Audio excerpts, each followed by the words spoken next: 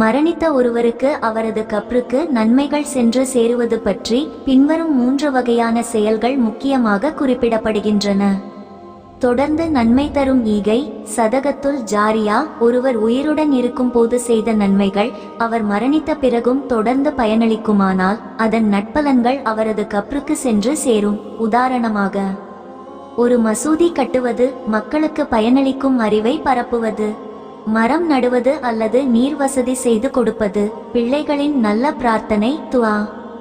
மரணித்தவரின் நல்ல பிள்ளைகள் தங்கள் பெற்றோருக்காக அல்லாஹ்விடம் பாவ மன்னிப்பு கோரி துஆ செய்தால் அந்த நன்மைகள் மரணித்தவருக்கு சென்று சேரும். இது நபிகள் நாயகம் ஸல்லல்லாஹு அலைஹி வஸல்லம் அவர்களின் ஹதீஸில் குறிப்பிடப்பட்டுள்ளது. தானமாக அளிக்கப்பட்ட அறிவு, ஒருவர் மற்றவர்களுக்கு கற்றுக் கொடுத்த அறிவு, அது பயன்படுத்தப்படும் போது அதன் நட்பலன் மரணித்தவருக்கு சென்று சேரும்.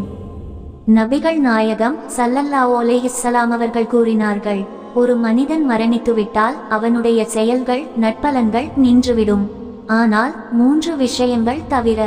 தொடர்ந்து நன்மை தரும் ஈகை, சதகத்துல் ஜாரியா, பயனளிக்கும் அறிவு, நல்ல பிள்ளைகள் அவனுக்காக பிரார்த்தனை செய்வது. நூல் முஸ்லிம்.